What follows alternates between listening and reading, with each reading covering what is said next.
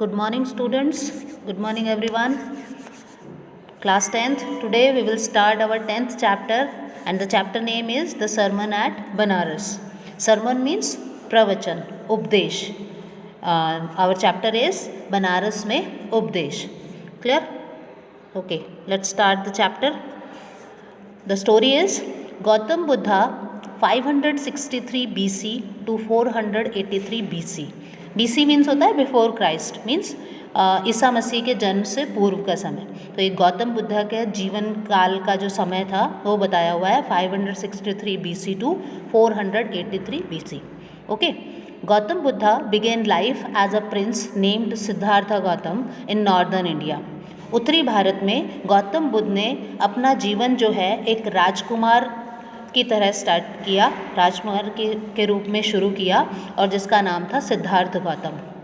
Eight 12 he was sent away for schooling in the Hindu sacred scriptures. और 12 साल की उम्र में उनको जो है, स्कूलिंग मीन्स होता है शिक्षा, Hindu means Hindu, sacred means पवित्र, और स्क्रिप्चर्स मीन्स होता है धर्म ग्रंथ. हिंदू पवित्र धर्म ग्रंथों में शिक्षा प्राप्त करने के लिए उन्हें 12 साल की उम्र में भेजा गया. And 4 years later he return home to marry a princess. और 4 साल बाद एक राजकुमारी से शादी के लिए वो अपने घर वापस आई. They had a son and lived for 10 years as befitted royalty. Befitted royalty means royalty यहाँ पर राज परिवार के सदस्यों के लिए बोला हुआ है, एंड बिफिटेड मीन्स उनके अनुरूप, मीन्स राज परिवार के सदस्य के अनुरूप. तो 4 साल बाद वो एक राजकुमारी से शादी के लिए वापस आए. उस राजकुमारी से उनकी शादी हुई, उनके एक बेटा था, और फिर 10 साल उन्होंने जो है एक राज परिवार के सदस्य के अनुरूप जैसा वो जीवन जीते हैं वैसा जीवन जिया. At about the age of 25 और 25 साल की उम्र में द प्रिंस, वो जो राजकुमार थे सिद्धार्थ गौतम जो थे, हेयर टू फोर मीन्स होता है जिसे अब से पहले, मतलब वो राजकुमार जिसे अब से पहले जो है shielded from the suffering of the world, जिसे अब से पहले, शील्डेड मीन्स होता है बचा कर रखना, सफरिंग मीन्स दुख दर्द, संसार के दुखों से बचा कर रखा था. मतलब वो राजकुमार जिसे अब से पहले संसार के दुखों से बचा कर रखा था, वो राजकुमार जो है while out hunting chanced upon a sick man, then an aged man, then a funeral procession. तो उन्होंने जो है शिकार के दौरान, हंट मीन्स होता है शिकार करना, वाइल मीन्स दौरान, शिकार के दौरान उन्होंने एक बीमार व्यक्ति को, एक बूढ़े व्यक्ति को, और फिर एक फ्यूनरल प्रोसेशन मीन्स अंत्येष्टि जुलूस जो होता है, अंत्येष्टि संस्कार जो होता है, वो देखा उन्होंने शिकार के दौरान. And finally a monk begging for alms. और अंत में उन्होंने एक भिक्षु को, मॉन्क मतलब साधु सन्यासी को भिक्षा मांगते देखा. दीज साइट्स मीन्स 4 चीज़ें उन्होंने क्या देखी, एक बीमार व्यक्ति को देखा, एक बूढ़े व्यक्ति को देखा, एक अंत्येष्टि संस्कार देखा. अंत्येष्टि संस्कार मतलब जब कोई व्यक्ति मर जाता है उसके बाद जो काज होते हैं, कार्य होते हैं, वो अंत्येष्टि संस्कार. और फिर एक सन्यासी को भिक्षा मांगते देखा. These sights so moved him that he at once went out into the world to seek enlightenment concerning the sorrows he had witnessed. अब ये इन दृश्यों ने जो है उनको इतना ज़्यादा प्रभावित किया कि वो जो है टू सीक एनलाइटनमेंट मतलब एनलाइटन मीन्स होती है ज्ञान की प्राप्ति. तो ज्ञान, इन सब दृश्यों को देखकर वो इतने प्रभावित हुए कि इन जो दुख उन्होंने देखे थे उनसे संबंधित, उनसे रिलेटेड जो भी ये ज्ञान की प्राप्ति है उसको ढूंढने के लिए वो संसार में निकल पड़े. ही वैंडर्ड फॉर 7 years. और इस ज्ञान की प्राप्ति के लिए वो इधर उधर 7 साल तक उन्होंने विचरण किया, इधर उधर घूमे वो. And finally sat down under a people tree. और अंत में वो एक पीपल के पेड़ के नीचे बैठ गए. वेयर ही वोड टू स्टे अंटिल एनलाइटनमेंट केम. वोड होता है संकल्प लेना, ठीक है.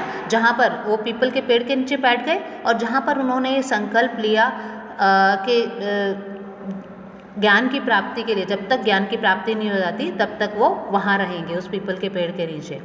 Enlightened after 7 days. और 7 दिन के बाद जब उन्हें ज्ञान की प्राप्ति हुई, he renamed the tree the Bodhi tree. तो उन्होंने उस पीपल के पेड़ को एक दूसरा नया नाम दे दिया. रीनेम मतलब दोबारा से नाम देना.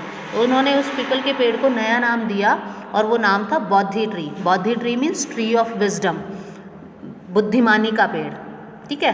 And began to teach. और फिर उन्होंने शिक्षा देनी शुरू की. And to share his new understanding, और उनकी जो नई समझ थी दुनिया को लेकर, उनकी जो नई समझ थी, जो ज्ञान की प्राप्ति उन्हें हुई थी, वो उन्होंने लोगों से बांटना शुरू किया।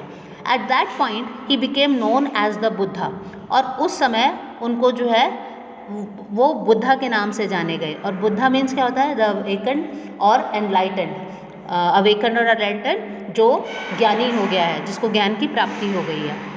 The Buddha preached his first sermon at the city of Banaras, Buddha ने, गौतम बुद्धा ने अपना पहला उपदेश जो था वो बनारस शहर में दिया था।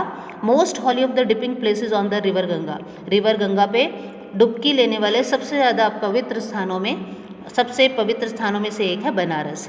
That sermon has been preserved, और वो जो उनका उपदेश था जो उस समय वहाँ उन्होंने बनारस शहर में दिया था, उस उपदेश को जो है, प्रिजर्व मीन्स संरक्षित करके रखना, उस उपदेश को संरक्षित करके रखा गया, सुरक्षित रखा गया।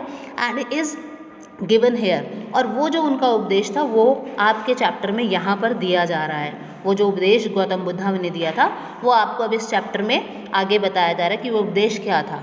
It reflects the Buddha's wisdom about one inscrutable kind of suffering. Inscrutable जो कि जिसको कि समझा ना जा सके, ठीक है, जिसको कि हम अंडरस्टैंड नहीं कर सकते। तो ये जो प्रवचन था, उपदेश जो था, ये बुद्धा की जो बुद्धिमानी थी उसको about one inscrutable kind of suffering, कि जो ऐसी दुख दर्द जिसको कि समझा नहीं जाता, उसके बारे में ये प्रवचन था। ठीक है, नाउ जो उन्होंने उपदेश दिया था वो उपदेश आ रहा है अब यहाँ पर। ओके, और वो उसकी सरमन की जो स्टोरी है वो क्या है? Kisa Gotami had an only son, Kisa Gotami के एकमात्र बेटा था, एंड ही डाइड, और वो मर गया। In her grief she carried the dead child to all her neighbours, और उस दुख में जो है वो अपने बच्चे को, उस मरे हुए बच्चे को जो अपने सारे पड़ोसियों के पास लेकर गई, आस्किंग देम फॉर मेडिसिन, और उनसे उसके लिए दवा मांगने लगी। एंड द पीपल सेड, और फिर लोगों ने उसको कहा, she has lost her senses, कि उसने अपने सेंसेस खो देना, मतलब अपनी सुध बुध खो देना, कि उसका बेटा मर गया था तो उसने वो अपनी सुध बुध खो चुकी है। द बॉय इज़ डेड, बच्चा, वो लड़का मर गया है। एट लेंथ, अंत में, Kisa Gotami met a man who replied to her request, अंत में कीसा गौतमी जो है एक ऐसे व्यक्ति से मिली जिसने कि उसकी प्रार्थना को रिप्लाई किया, उसकी प्रार्थना का जवाब दिया। I can not give the medicine for thy child, मतलब उस दी मीन्स होता है यू, तुम्हें, एंड दाई मीन्स योर, तुम्हारे। ठीक है, उस व्यक्ति ने कहा कि मैं तुम्हारे बच्चे के लिए दवा नहीं दे सकता हूँ, but I know a physician who can, लेकिन मैं ऐसे चिकित्सक को जानता हूँ जो तुम्हारे बच्चे के लिए दवाई दे सकता है। एंड द गर्ल सेड, और फिर उस लड़की ने कहा, उस लेडी ने कहा जिसका वो बच्चा था, pray tell me sir who is it, कि प्रार्थना करती हूँ मुझे बताइए कृपा करके कि वो कौन है। एंड द मैन रिप्लाइड, और फिर उस व्यक्ति ने जवाब दिया, गो टू साक्या मुनि द बुद्धा, उसने जवाब दिया कि तुम साक्य मुनि बुद्धा के पास जाओ। Kisa Gotami repaired to the Buddha and cried, repaired means went to, Kisa Gotami जो है वो बुद्धा के पास गई और फिर उसने विलाप किया, क्राइड मतलब रोते हुए वो बोली, Lord and master, Lord means भगवान, मास्टर मीन्स मालिक, भगवान और मालिक, give me the medicine that will cure my boy, कि मुझे वो दवा दीजिए जो मेरे बेटे को ठीक कर दे। द बुद्धा आंसर्ड, अब बुद्धा ने उसके जवाब क्या दिया उसको, I want a handful of mustard seed, कि मुझे हथेली भर सरसों के दाने चाहिए। And when the girl in her joy promise to procure it, और जब उस लड़की ने खुशी में वो सरसों के दाने लाने के लिए वादा कर दिया, द बुद्धा एडेड, उसके बाद बुद्धा ने आगे कहा, the mustard seed must be taken from a house where no one has lost a child, husband, parent or friend, मतलब वो सरसों के दाने उस घर से लेकर आने हैं जिस घर में कोई भी बच्चा, कोई हस्बैंड, कोई पेरेंट, कोई फ्रेंड, किसी की भी मृत्यु ना हुई हो। मीन्स बुद्धा ने उसको दवा देने के लिए, अपने बेटे की दवा के लिए उसको ये कहा कि पहले मुझे हथेली भर सरसों के दाने ला के दो, और वो सरसों के दाने भी ऐसे घर से होने चाहिए जिस घर में किसी की मृत्यु ना हुई हो। Poor Kisa Gotami now went from house to house, और अब वो बेचारी कीसा गौतमी जो है एक घर से दूसरे घर गई। And the people pitied her and said, और लोगों ने उसके ऊपर दया दिखाई और कहा, हेयर इज़ मस्टर्ड सीड, कि ये लो सरसों के दाने, take it. But when she आज, लेकिन जब उसने पूछा, did a son or daughter, a father or mother die in your family, कि क्या तुम्हारे परिवार में कोई बेटा बेटी, माता पिता कोई मरा है, किसी की मृत्यु हुई है? दे आंसर्ड हर, तो उन्होंने उसको आंसर किया, alas the living are few but the dead are many, कि जीवित लोग तो बहुत कम हैं और जो मृत्यु हो गई है जिन लोगों की वो बहुत ज़्यादा है। Do not remind us of our deepest grief, हमारे इस गहरे दुख को हमें वापस से याद मत दिलाओ। And there was no house but some beloved one had died in it, और यहाँ पर ऐसा कोई भी घर नहीं है जहाँ पर कि किसी भी प्यारे की मृत्यु ना हुई हो। इन संसार में कोई भी ऐसा घर नहीं है जहाँ किसी भी व्यक्ति की मृत्यु ना हुई हो। तो वो कहाँ से फिर वो सरसों के दाने लाए? Kisa Gotami became weary and hopeless, अब कीसा गौतमी जो है बहुत थकी हुई, वियरी मीन्स थकी हुई थी, और होपलेस निराश थी, क्योंकि उसको ऐसा कोई भी घर नहीं मिला जहाँ किसी की मृत्यु ना हुई हो, जहाँ से वो सरसों के दाने ले सके। And sat down at the way side watching the lights off the city, way side मतलब सड़क के किनारे, और शहर की रोशनी को देखते हुए वो सड़क के किनारे बैठ गई। As they flickered up and were extinguished again, मतलब वो शहर की रोशनी जो है, फ्लिकर्ड मीन्स टिमटिमाना और एक्सटिंग्विश मीन्स बुझ जाना, तो उसने शहर की रोशनी को देखते हुए कि वो टिमटिमाती है और फिर बुझ जाती है, ये देखते हुए वो सड़क के किनारे बैठी हुई थी। At last the darkness of the night rained everywhere, rain means शासन करना, और शासन करना मतलब वहाँ छा जाना, तो अंत में पूरे शहर पर जो है हर जगह जो है अंधेरा छा गया। And she considered the fate of man, और फिर उसने मनुष्य के भाग्य को विचारा, मतलब मनुष्य के भाग्य के बारे में विचार किया, that their lives flicker up and are extinguished again, कि उनका जीवन भी जो है टिमटिमाता है और फिर दोबारा से बुझ जाता है। And she thought of herself, और फिर उसने अपने बारे में सोचा, how selfish am I in my grief, कि मैं अपने दुख में कितनी स्वार्थी हूँ।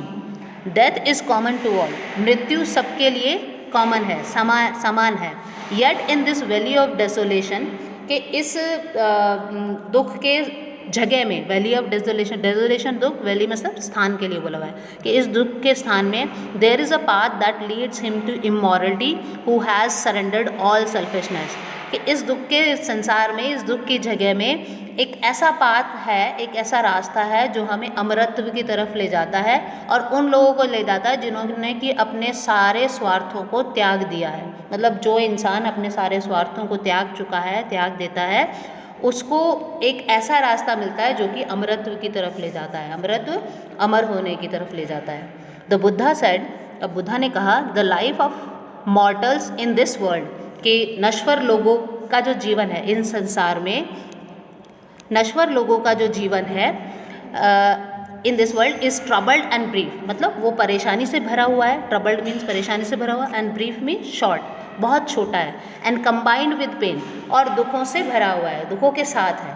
मतलब इस संसार में जो नश्वर लोग हैं, जिसका जन्म हुआ है वो उसकी मृत्यु होनी है, और उनको हम बोलते हैं मॉर्टल, नश्वर। और इस संसार में नश्वर लोगों का जीवन जो है परेशानी से भरा हुआ है, बहुत ही छोटा जीवन होता है और दुखों से भरा होता है, दुखों के साथ होता है।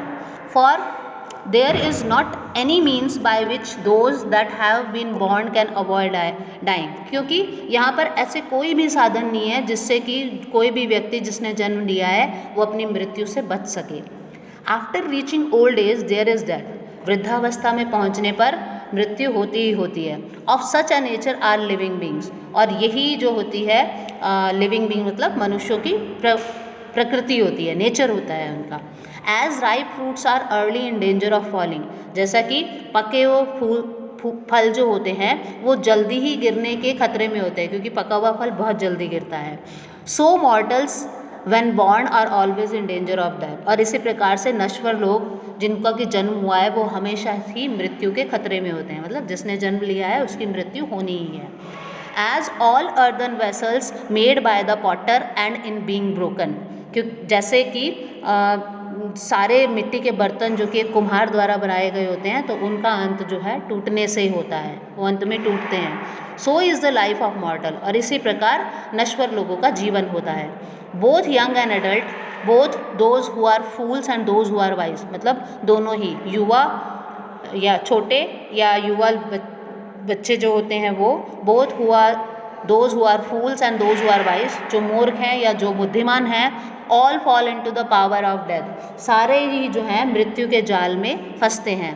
All are subject to death, और सबकी मृत्यु होनी ही है। Of those who overcome by death, और वो मनुष्य जो कि मृत्यु पर जीत हासिल कर लेते हैं। Depart from life, depart from life मतलब वो जीवन से प्रस्थान करते हैं। A father can not save his son, मतलब जो जिन्होंने मृत्यु पर जीत हासिल कर ली है वो भी जीवन से प्रस्थान करते हैं। एक फादर अपने बेटे को नहीं बचा सकता, नॉर किन्समैन देयर रिलेशन, ना ही हमारे सगे संबंधी रिश्तेदारों को बचा सकते हैं। Mark, mark means exclamatory word है, ध्यान रखे, ध्यान रहे, ठीक है, उसके लिए बोला जाता है मार्क के लिए कि ध्यान दो, ध्यान दो।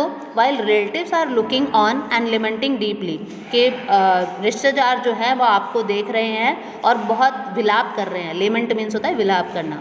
One by one mortals are carried off, कि एक के बाद एक जब नश्वर लोगों को ले जाया जाता है। Like an ox that is led to the slaughter, एक ऐसे बैल की तरह जिसको कि बलि के लिए ले जाए। स्लॉटर मीन्स बुच्चर खाने में बलि के लिए ले जाया जाता है। तो सब रिश्तेदार जो हैं विलाप कर रहे होते हैं, देख रहे होते हैं जब एक के बाद एक नश्वर लोगों को जो है ले जाया जाता है, जैसे कि एक बैल को जो है बलि के लिए ले जाया जाता है। So the world is afflicted, afflicted with means पीड़ित होना। तो इस तरीके से संसार जो है मृत्यु से पीड़ित है। एंड डिके मीन्स नाश, मृत्यु और नाश से पीड़ित है। Therefore the wise do not grieve, इसलिए बुद्धिमान व्यक्ति को दुख नहीं करना चाहिए। Knowing the terms of the world, terms means विधान, मतलब संसार के विधान को जानते हुए कि संसार में यही होता है, जिसने जन्म लिया उसकी मृत्यु होती है, तो ये जानते हुए बुद्धिमान व्यक्ति को दुख नहीं करना चाहिए। Not from weeping nor from grieving will anyone obtain peace of mind, मतलब रोने से या फिर दुख प्रकट करने से जो है कोई भी व्यक्ति दिमाग की शांति नहीं प्राप्त कर सकता है। ऑन द कंट्रारी, इसके विपरीत, his pain will be the greater and his body will suffer, मतलब दुख प्रकट करने से, रोने धोने से जो है इंसान को दिमाग की शांति नहीं मिलेगी, बल्कि इसके विपरीत क्या होगा, उसका दर्द जो है बढ़ेगा और उसकी बॉडी जो है वो सफ़र करेगी, मतलब उसकी बॉडी उस पीड़ा को सहन करेगी। He will make himself sick and pale, और वो अपने आप को बीमार और कमज़ोर बना लेगा।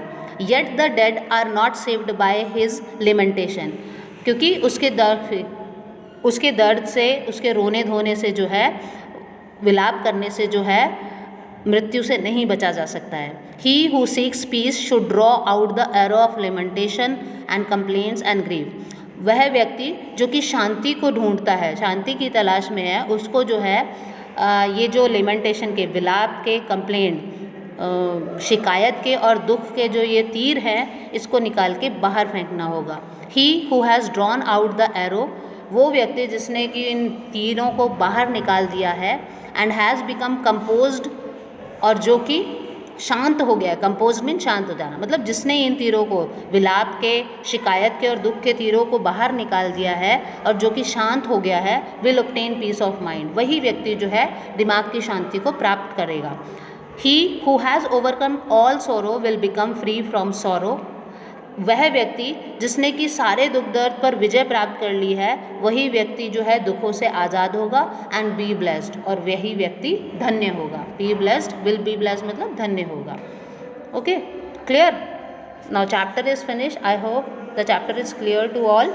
ये चैप्टर जो है हमारा गौतम बुद्ध के बारे में है। गौतम बुद्ध ने जो अपना पहला सरमन दिया था बनारस में, पहला उपदेश जो दिया था बनारस में, उसके बारे में है। Okay, clear? Thank you.